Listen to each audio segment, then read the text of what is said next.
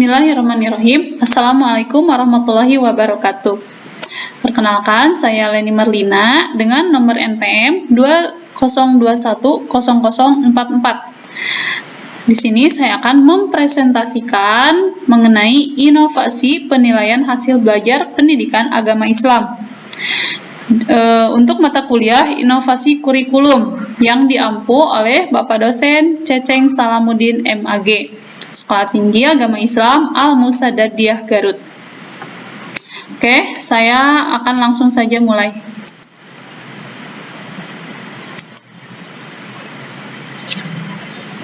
Inovasi penilaian hasil belajar pendidikan agama Islam dengan moto, jadikanlah hari kemarin sebagai pelajaran atau hikmah agar hari esok lebih baik. Apa yang hari ini kita anggap sebagai gembok, membuat kita keluar, mungkin besok kita temukan sebagai kunci yang memungkinkan kita untuk masuk. Untuk materi pertama, yaitu pengertian inovasi penilaian hasil belajar pendidikan agama Islam. Pengertian inovasi. Menurut beberapa ahli, dapat disimpulkan bahwa inovasi adalah ide, hal-hal praktis, metode, cara, dan barang buatan manusia yang dianggap atau dirasakan sesuatu yang baru bagi seseorang atau sekelompok orang. Penilaian. Menurut Kusairi dan Suprananto pada tahun 2012, mendefinisikan penilaian sebagai suatu proses yang sistematis dan mencakup kegiatan menganalisis, mengumpulkan, serta menginterpretasikan informasi untuk menentukan seberapa jauh seorang siswa atau sekelompok siswa mencapai tujuan pembelajaran yang telah ditetapkan, baik aspek pengetahuan, sikap, maupun keterampilan. Selanjutnya, pengertian hasil belajar pendidikan agama Islam. Hasil belajar siswa adalah kemampuan yang diperoleh anak setelah melalui serangkaian kegiatan belajar. Belajar itu sendiri adalah suatu usaha sadar dari seseorang untuk dapat memperoleh perubahan perilaku yang relatif menetap dan terarah.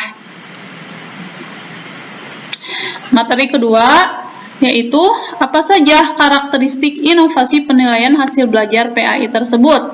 Yang pertama adalah keuntungan relatif, yang kedua kompatibel atau compatibility, yang ketiga kompleksitas atau complexity, yang keempat trialabilitas atau trialability, dan terakhir yaitu dapat diamati atau observability. Demikian karakteristik inovasi penilaian hasil belajar PAI.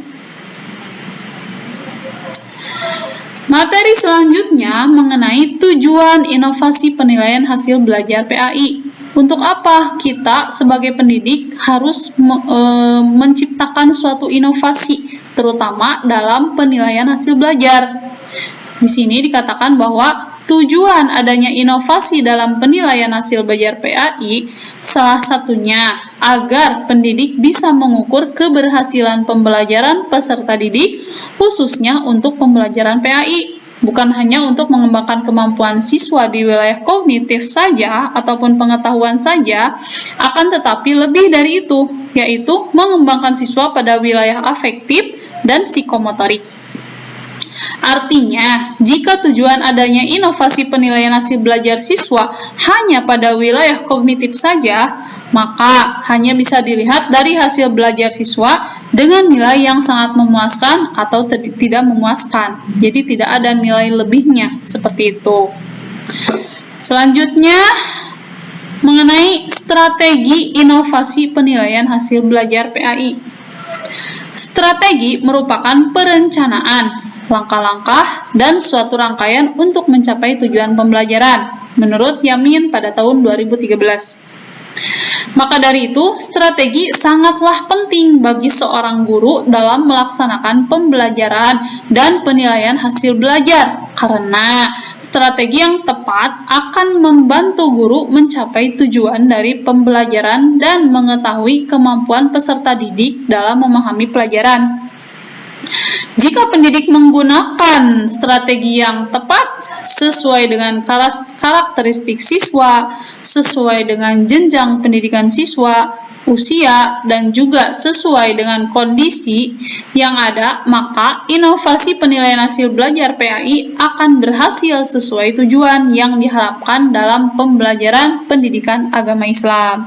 Jadi strategi inovasi penilaian itu harus disesuaikan dengan kondisi yang ada, dengan lingkungan pembelajaran, dengan karakteristik siswa, seperti itu. Selanjutnya, yang kelima adalah langkah-langkah inovasi penilaian hasil belajar. Apa saja langkah-langkah yang dapat kita lakukan dalam menciptakan inovasi penilaian hasil belajar? Nah, di sini ada 7 tahap dalam merencanakan evaluasi atau penilaian hasil belajar, terutama pada kurikulum Merdeka.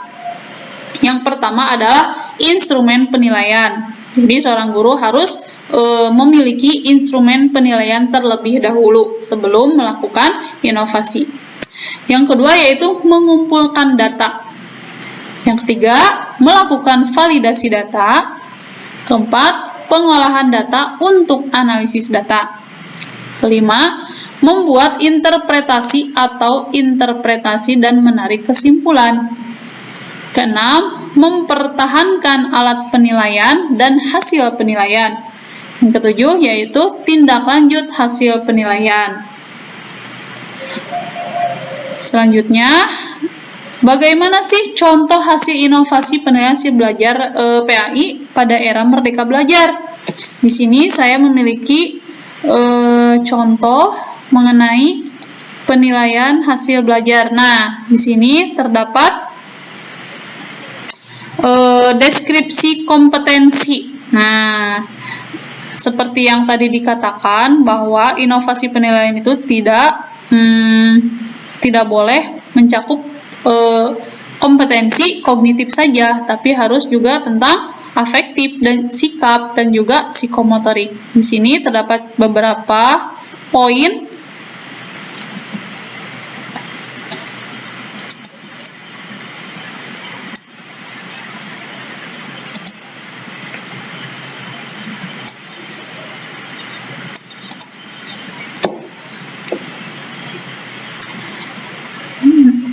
Nah, di sini misalkan pendidikan agama dan budi pekerti.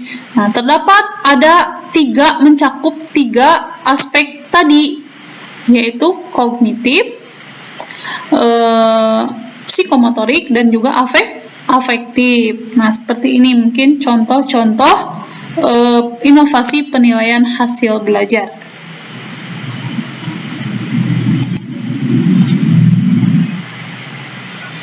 Baik, kita telah sampai pada kesimpulan.